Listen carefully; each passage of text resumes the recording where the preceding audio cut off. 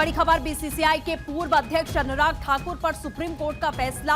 BCCI के पदाधिकारी बनने पर लगे प्रतिबंध को हटा दिया गया। आजीवन प्रतिबंध लगाने का इरादा नहीं था, ये कोर्ट की ओर से स्पष्ट किया गया। तो बीसीसीआई के पूर्व अध्यक्ष यानी कि अनुराग ठाकुर को लेकर यह बड़ी खबर है कि फैसला कोर्ट की तरफ से दिया गया है। सुप्रीम कोर्ट की ओर से फैसला दिया गया। आजीवन प्रतिबंध लगाने का कोई इरादा नहीं था, ये कोर्ट ने स्पष्ट भी किया अपने फैसले को लेकर। तो फिलहाल बीसीसीआई के पदाधिकारी बनने पर लगे प्रतिबंध को हटा दिया गया है। आजीवन प्रतिबंध लगाने का कोई इरादा नहीं था, ये कोर्ट की ओर से बड़ी बात कही गई है।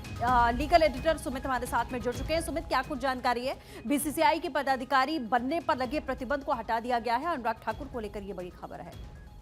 जी बिल्कुल, देखिए अनुराग ठाकुर को सुप्रीम कोर्ट से बड़ी राहत है, क्योंकि सुप्रीम कोर्ट ने अपने 2 जनवरी 2017 के अपने आदेश में संशोधन कर लिया है। चूंकि 2 जनवरी 2017 को सुप्रीम कोर्ट ने अनुराग ठाकुर को बीसीसीआई पद से अध्यक्ष पद से हटाने का निर्देश दिया था, और साथ ही ये भी आदेश सुप्रीम कोर्ट ने दिया था कि वो बीसीसीआई के कामकाज से दूर रहेंगे।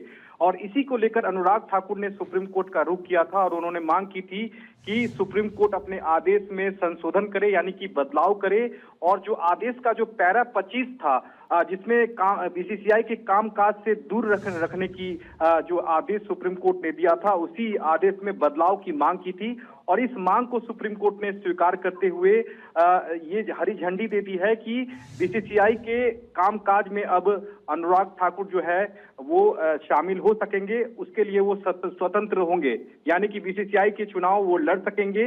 ये सुप्रीम कोर्ट ने हरी झंडी दे दी है। इसके साथ ही सुप्रीम कोर्ट ने ये भी कहा है कि साफ कहा है कि हम इसे प्रोपोर्शनैलिटी के सिद्धांत को लागू करने का उपयुक्त मामला हम मानते हैं, और हमने कभी भी आजीवन प्रतिबंध जो है वो नहीं लगाया था।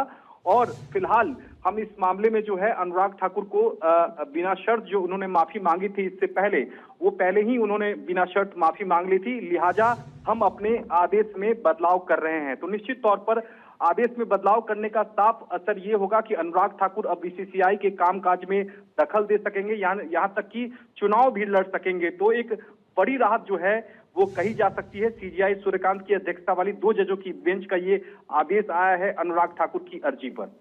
ठीक है सुमित, बहुत शुक्रिया हमारे साथ जुड़ने के लिए, अपडेट्स के लिए।